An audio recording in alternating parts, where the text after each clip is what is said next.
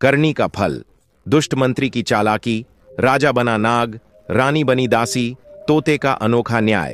तो आइए बिना देरी किए आरंभ करते हैं आज की प्रेरणादायक कथा। प्रिय दर्शकों, किसी नगर के राजा का नाम गिरिधर था और उनके परामर्शदाता का नाम शिवांश। दोनों ही साहसी और शाही आचरण वाले थे। वे दोनों अपने अश्व पर तेज गति से दौड़ रहे थे, क्योंकि वे संध्या से पहले अपने नगर लौट जाना चाहते थे, ताकि अंधकार छाने से पूर्व वे अपनी राजधानी पहुंच सकें। वैसे तो प्रतिदिन राजा भिन्न भिन्न वेशभूषा में राज्य का निरीक्षण करते थे और यह जानने का प्रयास करते थे कि प्रजा सुखी है या दुखी। वे लोगों से मिलते, उनकी समस्याओं और कष्टों को समझते और फिर शीघ्र ही उनका समाधान निकालते। यही वजह थी कि प्रजा राजा से अत्यधिक प्रेम करती थी। उनके पराक्रम और कीर्ति की चर्चा दूर दूर तक होती थी। उनके राज्य में चोरी, डकैती और अपराध की कोई जगह नहीं थी। लोग निश्चिंत होकर चैन की नींद सोते थे। जैसे ही उन्हें किसी घटना का समाचार मिलता कि किसी स्थान पर लुटेरों ने भोले भाले किसानों की संपत्ति और पशुधन लूट लिया है, वे स्वयं 5-7 सैनिकों के साथ घटनास्थल पर पहुंच जाते थे। उन्हें देखते ही अपराधियों के हौसले पस्त हो जाते और वे भाग खड़े होते। आज सुबह भी राजा को ऐसा ही समाचार मिला था। दूधवाहक ने बताया कि कुछ निर्दोष और निर्धन किसानों को लुटेरे परेशान कर रहे हैं। हमेशा की भांति राजा गिरिधर अपने मंत्री शिवांश और कुछ सैनिकों के साथ वहां पहुंचे और लुटेरों को सबक सिखाया। उन्होंने सैनिकों को पीड़ितों की देखभाल के लिए छोड़ दिया और मंत्री के साथ राजधानी लौटने लगे। इस समय वे राजधानी से कुछ मील की दूरी पर थे। दोनों अश्व तीव्र गति से दौड़ रहे थे। अचानक उनके अश्व बेचैन हो गए, रुक गए और जमीन पर अपने खुर पटकने लगे। राजा और मंत्री हतप्रभ होकर इधर उधर देखने लगे। तभी उन्होंने देखा कि मार्ग के बीच में एक विशाल नाग अपनी फन फैलाए खड़ा है। उस नाग के मुंह से एक दिव्य मणि बाहर गिर पड़ी थी। नाग की दुर्दशा देखकर राजा ने करुणा व्यक्त करते हुए कहा, यह तो दिव्य मणि धारण करने वाला नागलोक का नाग है। इसकी ऐसी स्थिति किसने कर दी? किस दुष्ट ने इसकी हत्या की होगी? मंत्री शिवांश ने दुख प्रकट करते हुए कहा, महाराज, हमारे राज्य की भूमि पर ऐसा पाप पहले कभी नहीं हुआ था। राजा चिंतित हो गए और बोले, शिवांश, यह अत्यंत अनुचित घटना है। हमें इसे जीवन दान देकर पुण्य अर्जित करना चाहिए। मंत्री ने कहा, महाराज, आपको तो संजीवनी विद्या का ज्ञान है। इस अवसर पर आपको इसका उपयोग करना चाहिए। राजा कुछ क्षण सोचते रहे और बोले, परंतु एक बार मैंने एक आर्षि के सुझाव पर संजीवनी का प्रयोग किया था, जिससे मुझे भारी दुख सहना पड़ा। मंत्री ने उन्हें समझाया कि जीवन दान देना सबसे बड़ा धर्म है। राजा ने उनकी बात मान ली। उन्होंने मंत्र पढ़ा, लेकिन नाग में कोई हलचल नहीं हुई। राजा असमंजस में पड़ गए। मंत्री ने कहा, महाराज, यह मंत्र असफल प्रतीत होता है। राजा ने कहा, नहीं, मैं इसे अधूरा नहीं छोड़ सकता। यदि इस मंत्र का प्रभाव नहीं हुआ तो मैं अन्य मंत्र का प्रयोग करूंगा। यह मेरी आत्मा का कर्तव्य है। यह कहकर राजा ने मंत्रोच्चारण जारी रखा। मंत्री ने उन्हें समझाने का प्रयास किया, लेकिन राजा अडिग रहे। अंततः राजा ने घोषणा की, यदि इस मंत्र से भी नाग जीवित नहीं हुआ तो मैं अपनी आत्मा इस नाग में प्रविष्ट कर दूंगा और इसे जीवित कर दिखाऊंगा। जैसे ही अचल गति में आएगा, मैं तत्काल अपनी आत्मा वापस अपने शरीर में डाल दूंगा और पुनः जीवित हो जाऊंगा। इस कार्य को पूरा करके हम राजधानी के लिए प्रस्थान करेंगे, राजा ने कहा। मंत्री को राजा की बात माननी पड़ी। गिरिधर ने अपने शरीर प्रवेश मंत्र का जाप आरंभ किया। धीरे धीरे उनका शरीर शिथिल और निर्जीव होने लगा। कुछ ही समय में उनका शरीर निष्क्रिय हो गया और जो मृत नाग था वह जीवंत होकर गति करने लगा। थोड़ी देर में नाग ने जोर से अपनी फन उठाई और उसी क्षण राजा की आत्मा नाग में प्रवेश कर गई। जैसे ही यह हुआ, मंत्री शिवांश ने अपनी आत्मा राजा के शरीर में प्रविष्ट कर दी और अपने स्वयं के शरीर को तलवार से काटकर कई हिस्सों में विभाजित कर दिया। परिणाम स्वरूप राजा की आत्मा नाग के शरीर में चली गई और मंत्री की आत्मा राजा के शरीर में। मंत्री ठहाके लगाते हुए बोले, राजा, मैं वर्षों से इस अवसर की प्रतीक्षा कर रहा था। आज आखिरकार मेरी इच्छा पूरी हो गई। अब तुम नागलोक में जाकर वहां का सुख भोगो और मुझे मेरे राज्य का आनंद लेने दो। नाग बने राजा ने क्रोधित होकर फुफकार मारी और कहा, दुष्ट, तूने मेरे साथ छल किया है, लेकिन याद रखना, मैं इस विश्वासघात का प्रतिशोध अवश्य लूंगा। मेरे विषैले दांतों से तेरा अंत होगा। देखता हूं तू कैसे बचकर जाता है। मंत्री ने तीव्र स्वर में कहा, एक कदम भी आगे बढ़ाने या फन उठाने की कोशिश मत करना, अन्यथा मैं इस तलवार से तेरा सिर काट दूंगा। मैं तुझे जीवन दान दे रहा हूं, इसे अपना सौभाग्य समझ और यहां से चला जा। नाग ने गुस्से में फुफकारते हुए अपना फन पटकना शुरू किया। मंत्री फिर से ठहाके लगाते हुए बोला, क्या तूने सोचा था कि केवल तुझे ही संजीवनी मंत्र का ज्ञान है? यह तेरी बड़ी भूल थी। मैं भी इस विद्या में पारंगत हूं। जब तू नाग को जीवित करने के लिए मंत्र पढ़ रहा था, उसी समय मैं इसका विपरीत मंत्र पढ़ रहा था। यही कारण था कि तेरा मंत्र विफल हो गया। नाग, राजा की आत्मा, ने मन ही मन सोचा, इस कपटी के हाथों बुरी तरह मारे जाने से बेहतर है कि मैं इस रूप में ही जीवित रहूं। यह सोचकर नाग गुस्से में फुफकारता हुआ घास में जाकर छिप गया। रास्ते भर नाग के भीतर बसे राजा की आत्मा मंत्री को श्राप देती रही, कपटी, तेरे इस दुष्ट कृत्य का फल तुझे अवश्य मिलेगा। उसकी आवाज जंगल में गूंजती रही, फिर धीरे धीरे शांत हो गई। इधर मंत्री, जो अब राजा के शरीर में था, अपने अश्व पर सवार होकर राजधानी की ओर बढ़ने लगा। वह अपने मन में बहुत प्रसन्न था। उसने सोचा, मैंने अपनी चतुराई से राजा को सदा के लिए अपने मार्ग से हटा दिया। अब कोई बाधा नहीं है। मैं विराट नगर का राजा बनकर अपनी इच्छाएं पूरी करूंगा। मंत्री, जो अब राजा के रूप में था, राजधानी में प्रवेश कर गया। उसे देखकर लोग प्रसन्न हुए। उसने अपने स्वर में राजा गिरिधर की तरह कहा, रास्ते में एक भयंकर शेर ने हमारे ऊपर हमला कर दिया। दुर्भाग्य से मेरा प्रिय मंत्री शिवांश शेर के पंजों से बच न सका। मैं किसी तरह बच निकला। यह अत्यंत दुखद घटना है। मंत्री ने शोक जताने का अभिनय करते हुए राज्य में 10 दिन का शोक घोषित कर दिया। उसने राजमहल में प्रवेश किया, जहां रानी आरती लेकर आईं। मंत्री, जो अब राजा था, ने रानी को रोका और दुख भरे शब्दों में कहा, मेरे प्रिय मंत्री का निधन हो गया। मैं अत्यंत व्यथित हूं। मुझे कुछ समय अकेले रहने दो। रानी ने राजा सांत्वना देने का प्रयास किया, लेकिन मंत्री राजा के वेश में अपनी चाल को सफल होता देखकर मन ही मन प्रसन्न था और थोड़ी ही देर में उसकी आंख लग गई। आधा घंटा भी नहीं बीता होगा कि अचानक उसके कानों में आवाज आई, रानी, यहां से उठकर जल्दी किसी सुरक्षित स्थान पर चली जाओ। यह तुम्हारा सुहाग नहीं है जो तुम्हारे सामने है, वह राजा का रूप धारण किए हुए शैतान मंत्री है। यह कपटी दुष्ट तुम्हारे पति गिरिधर का धोखे से नाश कर चुका है और स्वयं राजा बन बैठा है। जो कुछ भी यह कर रहा है वह केवल एक नाटक है। तुम्हारा असली पति राजा अदृश्य रूप में है और अत्यंत दुख के साथ तुम्हें यह संदेश दे रहा है। वह इस समय सर्प का शरीर धारण किए हुए है। धीरे धीरे तुम्हें पूरी घटना का ज्ञान हो जाएगा, लेकिन फिलहाल उठो और तुरंत यहां से दूर निकल जाओ। समय आने पर सब ठीक हो जाएगा। तब तक तपस्या करो और भगवान का स्मरण करो। रानी की नींद अचानक टूट गई। वह घबरा कर उठी। उसका पूरा शरीर पसीने से भीगा हुआ था। उसने चारों ओर देखा, लेकिन कहीं कोई दिखाई नहीं दिया। कमरे में सन्नाटा छाया हुआ था। दीपक जल रहा था और कोई भी चीज बदली हुई नहीं लगी। उसकी सांसें तेज चल रही थीं और उसे कुछ समझ नहीं आ रहा था। थोड़ी देर में उसने साहस जुटाया और पड़ोस के कक्ष में जाकर अपनी एक भरोसेमंद दासी को जगाया। धीरे से उसके कान में कुछ कहा। कुछ समय बाद दोनों ने आवश्यक वस्त्र, आभूषण और जरूरी सामान इकट्ठा किया और आधी रात को राजमहल के पिछवाड़े से निकल गईं। चारों ओर अंधेरे की चादर और गहरी खामोशी पसरी हुई थी। पूरा राजमहल गहरी नींद में डूबा था। कहीं दूर किसी के खांसने की आवाज सुनाई दी और एक कुत्ता भौंका। यह आवाज सुनकर रानी और दासी छिप गईं। फिर एक गुप्त रास्ते से वे जंगल की ओर बढ़ने लगीं। चलते चलते सुबह हो गई। मुर्गे की बांग सुनाई दी। वे दोनों एक नदी के किनारे जाकर रुकीं। वहां उन्होंने अपना चेहरा धोया और कुछ फल खाए। अब जाकर उनकी घबराहट थोड़ी कम हुई। इसके बाद उन्होंने अपना वेश बदल लिया और झाड़ियों, कांटों और पत्थरीले रास्तों को पार करते हुए आगे बढ़ने लगीं।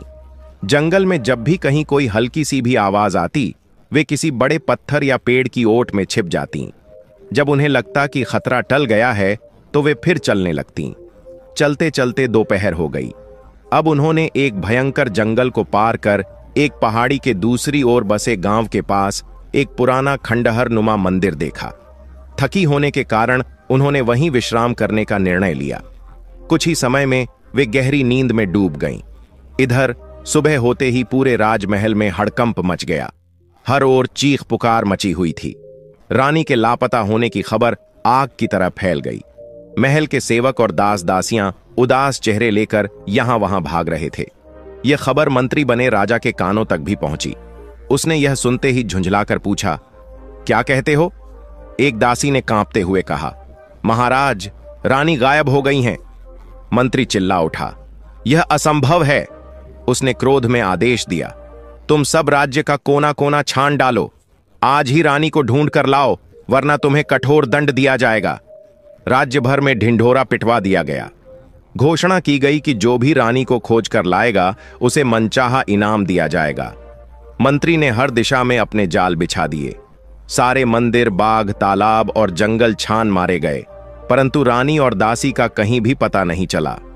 दोपहर से शाम हो गई और राजमहल में चिंता का माहौल बन गया। मंत्री शिवांश अपने गुप्त कक्ष में बैठा सोचने लगा, यह कैसे हुआ? क्या रानी को मेरे छल का पता चल गया? लेकिन फिर उसने अपने आप को समझाते हुए कहा, यह संभव नहीं है। उसे कौन बताएगा? रानी और उसकी दासी, जो मंदिर में विश्राम कर रही थीं, गहरी नींद में थीं। जब उनकी आंख दोपहर में खुली तो उन्होंने अपने आप को नरभक्षियों के घेर में पाया। उनके भय से चेहरे पीले पड़ गए। वे डर के मारे चीख पड़ीं और बेहोश हो गईं। नरभक्षी चारों ओर नाच गाकर उत्सव मना रहे थे। उन्हें इस बात की खुशी थी कि उन्हें ताजा मानव मांस खाने को मिलेगा। उनकी खुशी का ठिकाना नहीं था। वे पहले रानी और दासी को तंदुरुस्त और स्वस्थ करने की योजना बना रहे थे ताकि उनका भोजन और भी स्वादिष्ट हो, और फिर उनका मांस खाने की योजना बनाई गई। सरदार ने तुरंत 2 आदमियों को आदेश दिया, इन दोनों को हमारे ठिकाने पर ले जाओ। सभी सेवकों ने तालियां बजाईं और नाचते गाते झूमने लगे। रानी और उनकी दासी बेहोश थीं। उन्हें एक गुप्त स्थान पर ले जाया गया। सभी नरभक्षी अपनी अपनी मौज में मग्न थे। किसी को अपनी सुध नहीं थी। सभी ने मदिरा का सेवन कर रखा था और हर व्यक्ति को ताजा मांस मिलने की प्रसन्नता थी। लंबे समय बाद उन्हें यह भोजन प्राप्त हुआ था। नरभक्षियों का नियम था कि अपने शिकार को पहले भरपूर खिलाया पिलाया जाए, उसे स्वस्थ और ताकतवर बनाया जाए और फिर देवी के समक्ष बलि चढ़ाई जाए। बलि चढ़ने के बाद देवी को प्रसाद अर्पित किया जाता और शेष बचा हुआ शरीर वहां मौजूद सभी नरभक्षियों में बांट दिया जाता। इस परंपरा को पूरा करने के लिए सरदार हर संभव प्रयास करता था। बलि के लिए चुने गए व्यक्ति को सर्वश्रेष्ठ भोजन दिया जाता था और उसकी कड़ी निगरानी रखी जाती थी। रानी इस स्थिति से बेहद व्याकुल और दुखी थीं। जब उन्होंने सरदार के कुछ सेवकों से सुना कि उन्हें देवी के समक्ष बलि दी जाएगी तो उनका मन बेचैन हो उठा। उन्हें बार बार यही ख्याल आ रहा था कि उनका जीवन अब समाप्त होने वाला है। वे सोच रही थीं, मैं कहाँ हूं और मेरे पति कहाँ हैं? राजमहल से निकलकर मैंने अपने सुहाग की रक्षा का प्रयास किया, लेकिन यहां नरभक्षियों के बीच आ गई। हे भगवान, यह कैसा दुर्भाग्य है। कुएं से निकलकर खाई में गिर गई। अब मेरे पति से मिलन होगा या नहीं, और वे किस हाल में होंगे? उधर गिरिधर, जो नाग का रूप धारण किए हुए थे, रात के अंधेरे में जंगल में भटकते हुए एक विशाल बरगद के पेड़ के नीचे घास और पत्तों के बीच जाकर छिप गए। उनका मन अत्यंत दुखी था। लंबे समय तक चलने के कारण वे थक चुके थे। मन ही मन कपटी मंत्री पर गहरा क्रोध था, लेकिन उनकी स्थिति ऐसी थी कि वे कुछ कर नहीं सकते थे। पत्तों के नीचे बैठकर उन्होंने कई बार सोचा, क्या जाकर उस दुष्ट को काट लूं? लेकिन फिर विचार आया, इससे मंत्री की आत्मा मेरे शरीर से निकल जाएगी और उसका शरीर विषाक्त हो जाएगा। परिणाम स्वरूप मैं न तो सर्प की देह में रह सकूंगा और न ही अपनी आत्मा को उसमें वापस डाल सकूंगा। राजा ने निर्णय लिया कि चुपचाप किसी को नुकसान पहुंचाना नागलोक के प्राणियों को शोभा नहीं देता। वे देर तक सोचते रहे और अंत में उन्होंने विचार किया, जो कुछ हो रहा है उसे सहन करना ही उचित है। पर मेरी रानी का क्या होगा? रानी की याद आते ही राजा गिरिधर की आत्मा बेचैन हो उठी। उन्होंने अपनी सर्प देह में रानी के पास जाकर उन्हें सावधान किया और अपनी स्थिति के बारे में बताया, ताकि रानी तुरंत राजमहल से निकलकर अपने सुहाग की रक्षा कर सकें। यह कार्य पूरा करने के बाद वे वापस अपनी नाग देह में लौट आए और पत्तों में छिप गए। भूख के कारण उनका हाल बेहाल था, परंतु रात में कुछ भी संभव नहीं था। थोड़ी देर बाद सुबह हुई। उन्होंने घास और पत्तों के बीच से धीरे धीरे अपना सिर बाहर निकाला और चारों ओर देखा। वातावरण में हल्का सा अंधेरा छाया हुआ था। उन्होंने आसपास देखा, लेकिन कहीं कोई पक्षी नजर नहीं आया। फिर धीरे धीरे चलकर उन्होंने भोजन की तलाश शुरू की, लेकिन मन नहीं लगा। वे वापस लौटे और पत्तों में छिपकर चुपचाप लेट गए। काफी समय बीतने के बाद अचानक उन्होंने बरगद के पेड़ के ऊपर पक्षियों की आवाजें सुनी। वे ध्यान से सुनने लगे। उन पक्षियों की बातचीत से उन्हें खुशी हुई। आवाजों में से उन्होंने तोतों की आवाज सुनी। एक तोता कह रहा था, अरे भाई, चंदनपुर के महान राजा जगन्नाथ का क्या कहना, कितना पुण्यवान राजा है। कल उनके राज्य में कितना बड़ा त्योहार मनाया गया, सभी को दान दिया गया, महायज्ञ संपन्न हुआ। हजारों पक्षी वहां एकत्र हुए और हर पक्षी को उसकी इच्छा के अनुसार भोजन और पानी मिला। दूसरे तोते ने हैरानी से कहा, क्या सचमुच? लेकिन दो तोते बड़े धूर्त निकले। उन्होंने अपने साथियों को छोड़ दिया और आगे निकल गए। पहले तोते ने बताया, हमने उनका पीछा किया। एक ने तो माफी मांग ली, लेकिन दूसरा अकड़ू था। हमने उसकी खूब पिटाई की। वह अब घायल होकर एक डाल पर पड़ा है। राजा गिरिधर, जो नाग रूप में थे, यह सब सुन चुके थे।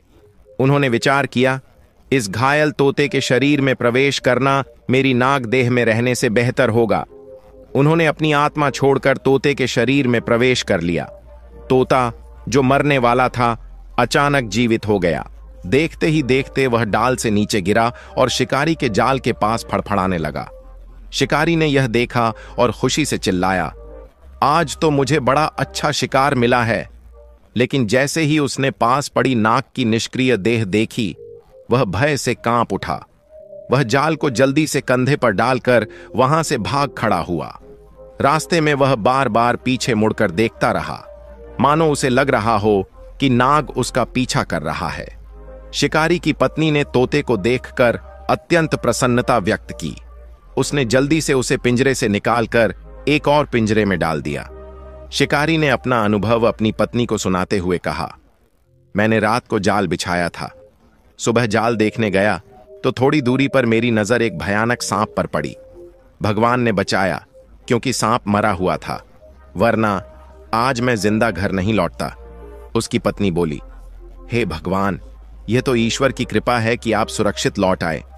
शिकारी ने कहा, जैसे ही मैंने सांप को देखा, मैं जल्दी से जाल को उठाकर भाग खड़ा हुआ। आज भी उस घटना को याद करता हूं तो मेरे रोंगटे खड़े हो जाते हैं। पत्नी ने सहमति जताई, यह तो डरने वाली बात है। मेरा तो सांप देखकर ही प्राण निकल जाता, लेकिन आज तो अच्छा शिकार मिला है, मजा आ जाएगा। शिकारी ने पत्थर पर अपनी छुरी तेज करनी शुरू की।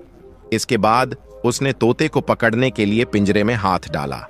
तभी तोता जोर जोर से चीखते हुए बोला, मुझे मत मारो, पहले मेरे घावों पर दवा लगाओ, मैं तुम्हें धनी बना दूंगा। तोते की बातें सुनकर शिकारी हतप्रभ रह गया। उसने अपने जीवन में ऐसा कभी नहीं सुना था कि कोई तोता इंसानों की तरह बातें करे। उसका हाथ वहीं रुक गया। वह आंखें फाड़े तोते को देखता रहा। फिर शिकारी ने जल्दी से पिंजरे का दरवाजा बंद किया और भागकर अपनी पत्नी के पास पहुंचा। उसने उसे तोते की बातें सुनाई। पत्नी यह सुनकर चकित रह गई। आप क्या कह रहे हैं? वह हमें धनवान बना देगा? उसकी आंखें खुशी से चमक उठीं। शिकारी ने कहा, हां, यह सच है।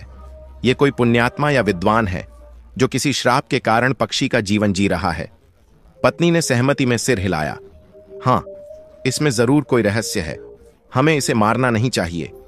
शिकारी ने फैसला किया कि वह तोते की देखभाल करेगा। उसकी पत्नी ने कहा, जाओ, इसके घावों के लिए मरहम पट्टी का इंतजाम करो। शिकारी ने तोते के लिए दवा का लेप लाकर उसे लगाना शुरू किया। धीरे धीरे 8वें दिन तक तोता पूरी तरह ठीक हो गया।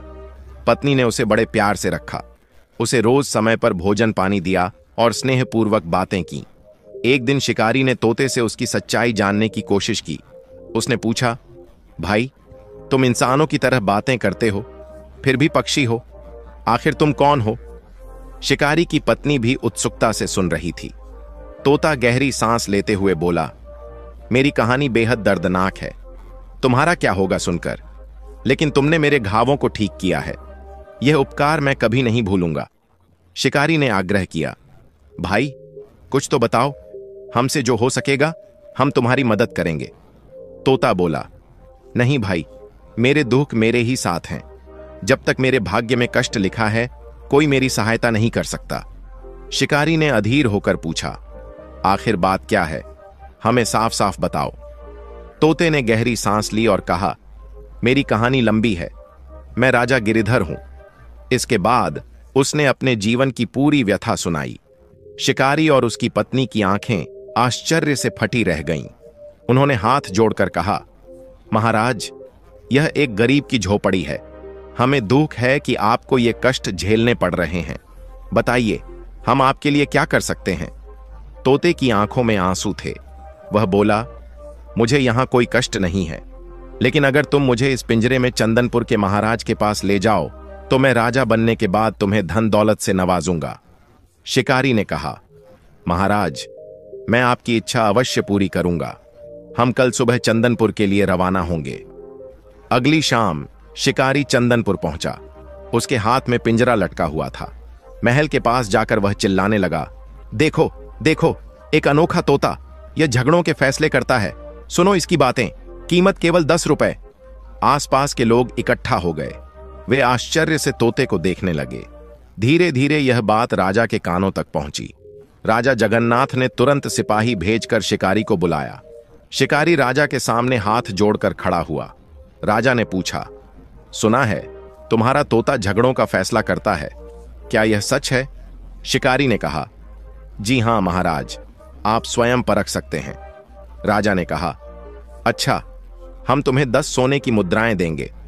शिकारी खुशी से भर गया, लेकिन राजा ने चेतावनी दी, अगर तुम्हारी बात झूठी निकली तो तुम्हें सजा मिलेगी। शिकारी ने सिर झुकाकर कहा, मुझे मंजूर है महाराज।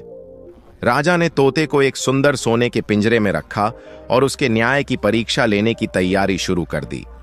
उन्होंने तुरंत दरबारियों को संबोधित करते हुए कहा, सब शांत हो जाएं। आज इस झगड़े का निपटारा मेरा यह प्रिय तोता सुखदेव करेगा। चारों व्यापारियों और पूरी सभा को इस निर्णय को स्वीकार करना होगा, क्योंकि इसे मेरा ही निर्णय समझा जाएगा। सभा में उत्सुकता और शांति का माहौल बन गया। तोता, जो निर्णय सुनाने को तैयार था, बोला, जब तक बिल्ली अंगीठी के पास थी तब तक जलती हुई पट्टी से रुई की गठरी को कोई हानि नहीं पहुंची, लेकिन वही जलती हुई पट्टी तब नुकसानदायक हुई जब बिल्ली रुई की गठरी के पास पहुंची। अब सोचने की बात यह है कि आखिर बिल्ली को रुई की गठरी तक ले गया कौन? तोता कुछ क्षण रुका और फिर बोला, चोटिल और जलते हुए पैर से वह बिल्ली खुद तो वहां तक नहीं जा सकती थी। स्पष्ट है कि उसे वहां 3 स्वस्थ पैरों ने पहुंचाया। सभी लोग आश्चर्य से एक दूसरे को देखने लगे। तोता थोड़ी देर मौन रहने के बाद फिर बोला, मुझे उम्मीद है कि आप सबने ध्यानपूर्वक सोचा होगा कि जलती हुई पट्टी को रुई की गठरी तक कौन ले गया। इस निष्कर्ष पर पहुंचना आसान है कि बिल्ली के 3 सही सलामत पैर उसे पूरे गोदाम में इधर उधर ले गए, इसलिए चौथा व्यापारी अकेले नुकसान उठाने का हकदार नहीं है। तोते का फैसला सुनकर पूरी सभा स्तब्ध रह गई। हर ओर से उसकी प्रशंसा होने लगी। लोग कहते जा रहे थे, कितना न्यायपूर्ण फैसला है। सभा समाप्त हुई और लोग वहां से जाने लगे। दोपहर का समय था। तोता अपने सोने के पिंजरे में रत्न जड़ित स्तंभ पर लटका हुआ था। राजा और मंत्री साथ बैठे तोते की सराहना कर रहे थे। राजा ने तोते से पूछा, तुम कौन हो और तुम्हें यह दिव्य ज्ञान कैसे प्राप्त हुआ? तोते ने अपनी सच्चाई बताते हुए अपनी पूरी कहानी राजा को सुनाई। राजा जगन्नाथ उसकी व्यथा सुनकर भीतर ही भीतर पीड़ा से तड़प उठे। उन्होंने कहा, एक राजा दूसरे राजा के राज्य में पिंजरे में बंद है, यह सब भाग्य का खेल है।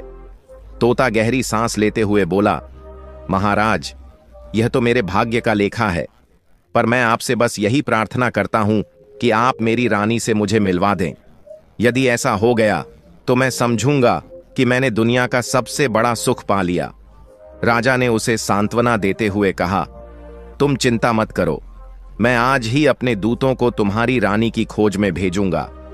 राजा ने तोते को ढांढस बंधाया, परंतु उन्होंने भी रानी को देखा नहीं था। उनके मन में कपटी मंत्री शिवांश के लिए आक्रोश उमड़ने लगा। उन्होंने निश्चय किया कि वे इस अन्याय का प्रतिशोध अवश्य लेंगे। उसी दिन उन्होंने अपने दूतों को चारों दिशाओं में रानी को खोजने के लिए भेज दिया। राजा जगन्नाथ ने शिकारी को पुरस्कार स्वरूप एक जागीर दी और राज्य में रहने के लिए जगह प्रदान की। शिकारी की प्रसन्नता का ठिकाना नहीं रहा। उसने अपनी पत्नी से कहा, तोते ने सच कहा था कि वह मुझे मालामाल कर देगा, और उसने सचमुच ऐसा कर दिखाया। उधर राजा के दूत रानी को ढूंढने के काम में जी जान से लगे थे। वे पहाड़ों और जंगलों में हर जगह तलाश कर रहे थे। इसी बीच नरभक्षी अपने रीति रिवाजों के अनुसार उत्सव मना रहे थे। आज वे देवी को 2 स्त्रियों की बलि चढ़ाने वाले थे। यह उनके लिए अत्यंत दुर्लभ और भाग्यशाली दिन था। रानी और उनकी दासी को गुफा से बाहर लाकर फूलों से सजाया गया। उन्हें गाजे बाजे के साथ मंदिर ले जाया गया। रानी और दासी भयभीत थीं। उन्हें अपनी मृत्यु सामने खड़ी दिखाई दे रही थी। दोनों मन ही मन भगवान से जीवन दान की प्रार्थना कर रही थीं। नरभक्षी नाच गाने में मग्न हो गए।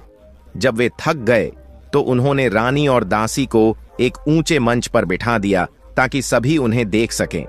वे अपनी परंपरा के अनुसार तीरों से घायल करने के बाद बलि देने की तैयारी कर रहे थे। जैसे ही सरदार ने तीर कमान उठाया, अचानक आकाश से एक विशाल पक्षी तेजी से नीचे आया। उसने झपट्टा मारकर रानी और दासी को अपने पंजों में उठा लिया और उड़ गया। सरदार और नरभक्षी अवाक रह गए। उन्होंने सोचा, अब माता हम पर नाराज होंगी। डर के कारण वे जंगल में भागकर अपनी गुफाओं में छिप गए। वह पक्षी उड़ते हुए एक टापू पर उतरा। उसने अपने पंजे ढीले किए तो रानी और दासी नीचे गिर गईं। वे बेहोश थीं। कुछ देर बाद रानी और दासी को होश आया। उन्होंने चारों ओर देखा। वहां केवल पानी और एक जहाज था। उन्होंने साड़ी के पल्लू को हवा में लहराया। जहाज के कप्तान ने उन्हें देखा और उनकी सहायता के लिए नाव भेजी। नाव के पास पहुंचने पर उन्होंने कप्तान को अपनी कहानी सुनाई। कप्तान ने उन्हें सांत्वना दी और भोजन दिया। जहाज चंदनपुर की ओर जा रहा था। रानी और दासी जहाज पर बैठी सोचने लगीं, पता नहीं हमारा भाग्य अब हमें कहां ले जाएगा। राजा को याद कर रानी की आंखों से आंसू बहने लगे। दासी ने उन्हें ढांढस बंधाया। जब जहाज चंदनपुर पहुंचा तो कप्तान ने रानी और दासी को राजा जगन्नाथ के दरबार में प्रस्तुत किया। दरबार में भीड़ लगी हुई थी। राजा ने पूछा, आप कौन हैं और क्या चाहती हैं? कप्तान ने हाथ जोड़कर कहा, महाराज, ये दोनों टापू पर मिली थीं, सहायता के लिए पुकार रही थीं। हमारा जहाज वहीं से गुजर रहा था। शिकारी ने राजा से कहा, महाराज, मैंने अपनी दूरबीन से इन स्त्रियों को पानी से घिरे हुए टापू पर देखा। चारों ओर बस पानी ही पानी था और जमीन के छोटे छोटे टुकड़े थे। मैंने तुरंत अपनी नाव भेजकर उन्हें अपने जहाज में स्थान दिया और यहां ले आया। अब इन्हें आपका सहारा चाहिए। इनकी कहानी बेहद दुखद है। राजा ने उन दोनों स्त्रियों को ध्यान से देखा। वे किसी कुलीन परिवार की लग रही थीं। राजा ने रानी की ओर मुखातिब होकर पूछा, तुम कौन हो, कहां से आई हो और टापू पर कैसे पहुंच गईं? रानी की आंखें भर आईं। सिर झुकाए हुए वह बोली, महाराज, मैं एक दुखियारी स्त्री हूं। हमारे दुखों की कहानी बहुत लंबी है। समय आने पर सब कुछ बताऊंगी। फिलहाल मैं आपसे विनती करती हूं कि हमें कहीं आश्रय मिल जाए। इस समय हम अपनी कहानी सुनाने की स्थिति में नहीं हैं। उनकी अवस्था बेहद दयनीय थी। राजा ने उनकी स्थिति को समझा और क्षमा करते हुए कहा, ठीक है, इन्हें अतिथि कक्ष में ले जाया जाए और इनके भोजन पानी का प्रबंध किया जाए। राजा की आज्ञा पाकर सेवक उन्हें अतिथि कक्ष में ले गए। रास्ते में रानी और दासी ने राजा के उदार स्वभाव की प्रशंसा की। उसी समय एक दूत हाँफते हुए दरबार में दाखिल हुआ और सूचना दी, महाराज, कुछ उपद्रवी लोग हमारी सीमा में घुस आए हैं। उन्होंने हमारी फसलें बर्बाद कर दी हैं और किसानों की संपत्ति तथा पशुओं को लूट रहे हैं। यदि शीघ्र सहायता नहीं मिली तो बड़ा नुकसान हो सकता है। यह सुनकर राजा क्रोध से भर उठे। उन्होंने अपनी मुट्ठी भींचते हुए कहा, जो गरीबों को लूट रहे हैं उन्हें जिंदा पकड़कर मेरे सामने लाया जाए, उन्हें उचित दंड मिलेगा। यह कहते हुए राजा अपने आसन से उठ खड़े हुए और उनके साथ दरबारी भी चल दिए। राजा जब अपने कक्ष में पहुंचे तो सोने के पिंजरे में बैठे तोते ने उनकी हालत देखकर पूछा, महाराज, सब कुशल तो है? आज आपको बहुत चिंतित देख रहा हूं। राजा ने उपद्रवियों के बारे में बताते हुए कहा, मुझे कुछ समझ नहीं आ रहा। मैंने अभी अभी 2 बेसहारा स्त्रियों को अपने यहां आश्रय दिया और उसके थोड़ी ही देर बाद यह आफत की खबर मिली। मुझे लगता है उनके साथ मेरे लिए भी कोई संकट आया है। मुझे यह लक्षण अच्छे नहीं लगते। तोता राजा की बेचैनी को देखता रहा, लेकिन कुछ कहने की हिम्मत नहीं कर सका। 2-3 दिन बीत गए। इसी बीच रानी ने राजा को एक प्रार्थना पत्र भेजा। उसमें लिखा था, महाराज, आपने हमें विपत्ति के समय आश्रय दिया, इसके लिए हम सदा आपके आभारी रहेंगे। लेकिन हम खाली बैठे आपके भरोसे नहीं रह सकते। हमें भी कोई काम सौंपा जाए। राजा ने इस प्रस्ताव पर विचार किया और पुरानी दासी गोमती, जो चोर प्रवृत्ति की थी, को राजकुमारी अरुणा की सेवा से हटा दिया। उन्होंने रानी को राजकुमारी की नई दासी नियुक्त कर दिया। नौकरी से हटने पर गोमती के मन में जलन भर गई। उसने बदला लेने की योजना बनाई। एक दिन जब रानी राजकुमारी के साथ बाग में टहलने गईं, तो गोमती ने मौका पाकर राजकुमारी के कक्ष में घुसकर उनका रत्न जड़ित कंगन चुरा लिया। जब राजकुमारी वापस लौटी तो कक्ष में खलबली मच गई। चोरी का शक रानी पर गया। राजा ने क्रोध में आकर आदेश दिया कि रानी और दासी को महल से निकाल दिया जाए। अपमानित रानी और दासी महल से बाहर धकेल दी गईं। महल से निकाले जाने के कुछ ही समय बाद राजा को खबर मिली कि उपद्रवियों का सफाया हो गया है। इस बीच दासी गोमती को कंगन सहित पकड़ लिया गया। राजा को जब असली चोर का पता चला तो उन्होंने तुरंत रानी और दासी को ढूंढने का आदेश दिया। 4 घंटे की खोजबीन के बाद राजा के सेवक रानी और दासी को महल वापस ले आए। जब वे राजा के सामने आईं तो राजा ने शर्मिंदगी में सिर झुकाते हुए कहा, बहन, मैं अत्यंत लज्जित हूं। मैंने बिना कारण तुम्हें दोषी ठहराया। मैं सचमुच बहुत पछता रहा हूं। रानी की आंखों से आंसू बहने लगे। तभी तोते ने रानी को देखा। उसे पहचानते ही उसका हृदय चीत्कार कर उठा। पिंजरे में बंद तोता जोर जोर से चीखने लगा। राजा ने पिंजरे की ओर ध्यान दिया। उन्होंने आश्चर्य से पूछा, सुखदेव, तुम्हारी यह हालत क्यों है? तोते ने कहा, महाराज, यह मेरी रानी है। यह उसकी साड़ी है। यह मेरे लिए सबसे बड़ा खुशी का दिन है। तोते की बात सुनकर राजा और रानी दोनों आश्चर्यचकित रह गए। रानी ने भावुक होकर राजा गिरिधर को नमस्कार किया और कहा, स्वामी, हम दर दर भटकते रहे, लेकिन आज भाग्य ने हमें फिर से मिला दिया। राजा जगन्नाथ को सच्चाई का पता चला तो वे लज्जित हो गए। उसी दिन तोते का पिंजरा रानी के कक्ष में पहुंचा दिया गया। रानी और राजा गिरिधर ने देर रात तक अपनी व्यथा और भविष्य की योजनाओं पर चर्चा की। उन्होंने दुष्ट मंत्री शिवांश से बदला लेने की योजना बनाई। इसी बीच राजा जगन्नाथ की बेटी अरुणा देवी के स्वयंवर की तैयारियां शुरू हो गईं। रानी ने सुझाव दिया कि स्वयंवर में ऐसी शर्त रखी जाए कि केवल वही वरमाला पहन सकेगा जिसे संजीवनी मंत्र का ज्ञान हो। तोते ने इस योजना पर सहमति जताई। उन्होंने सोचा, यदि शिवांश इस शर्त को सुनता है तो वह स्वयंवर में अवश्य आएगा। आखिरकार स्वयंवर का दिन आ ही गया। मंडप में कई राजा, महाराजा और राजकुमार अपने अपने स्थान पर बैठे थे। राजकुमारी अभी तक मंडप में नहीं आई थीं। एक ओर दर्शकों की भारी भीड़ थी। इस बीच मंत्री ने खड़े होकर उपस्थित राजा, महाराजाओं और राजकुमारों का आभार व्यक्त किया और स्वयंवर की शर्तों का ऐलान कर दिया। राजकुमारी के आने की तैयारी चल रही थी। तभी मंडप के बाहर शोरगुल मचने लगा। बाहर से किसी के लड़ने झगड़ने की आवाजें आने लगीं। राजा जगन्नाथ ने देखा कि एक शिकारी अपने कुत्ते के साथ और एक महिला मरी हुई मुर्गी लेकर मंडप के अंदर आ रहे हैं। राजा ने सख्त आवाज में पूछा, कौन हो तुम लोग? यहां क्या करने आए हो? पूरे मंडप में सन्नाटा छा गया।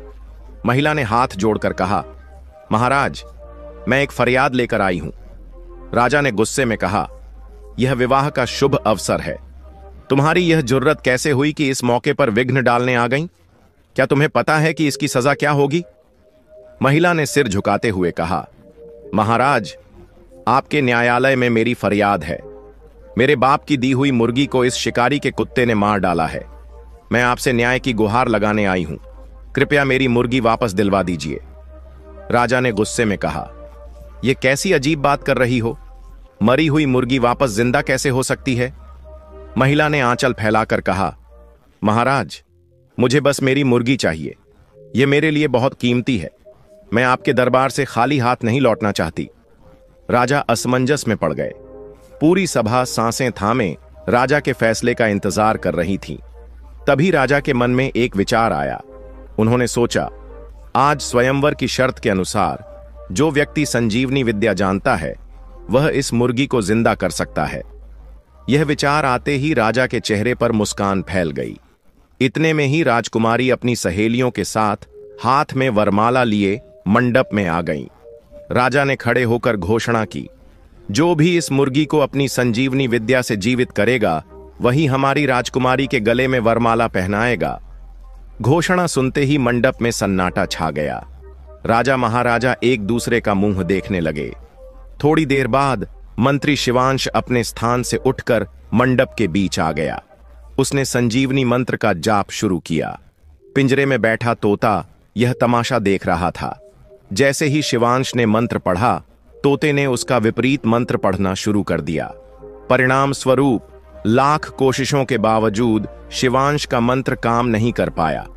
शिवांश ने हार मानते हुए कहा, मैं इस मुर्गी को जिंदा कर सकता हूं, लेकिन मेरी एक शर्त है। मुझे अकेले कमरे में बैठकर मंत्र का जाप करने दिया जाए। राजा ने उसकी बात मान ली। शिवांश को एक कमरे में अकेला छोड़ दिया गया। कुछ समय बाद शिवांश ने मंत्र का जाप किया और मरी हुई मुर्गी के पंख फड़फड़ाने लगे। उधर तोते ने पर शरीर प्रवेश मंत्र का जाप शुरू कर दिया। शिवांश की आत्मा मुर्गी में प्रवेश कर गई और उसकी देह निष्प्राण हो गई। तोते की आत्मा शिवांश के शरीर में प्रवेश कर गई। अब बंद कमरे में शिवांश का निर्जीव शरीर पड़ा था। पिंजरे में सुखदेव की देह निर्जीव पड़ी थी। मुर्गी, जो अब शिवांश की आत्मा से जीवित थी, मंडप में बैठी हुई थी। कुछ समय बाद राजा गिरिधर उस बंद कमरे से बाहर आए और मंडप में मुर्गी से बोले, मंत्री जी, क्या हाल है? मुर्गी, जिसमें शिवांश की आत्मा थी, गुस्से में बोली, अच्छा तो तू था। तूने मेरे संजीवनी मंत्र को विफल कर दिया। तूने ही पर शरीर प्रवेश मंत्र का इस्तेमाल कर मेरा यह हाल किया है। इतना सुनते ही शिकारी और किसान स्त्री अपने असली रूप में आ गए। वे और कोई नहीं बल्कि रानी और उनकी दासी थीं। राजा जगन्नाथ, राजा गिरिधर और रानी को उनके असली रूप में देखकर अत्यंत प्रसन्न हुए। राजा ने मुर्गी रूपी दुष्ट मंत्री को मौत की सजा दी। राजा गिरिधर और रानी का भव्य स्वागत किया गया। कुछ दिनों बाद राजा गिरिधर अपनी रानी और दासी के साथ अपने विराट नगर लौट गए। प्रिय दर्शकों, हमारी आज की कहानी यहीं समाप्त होती है।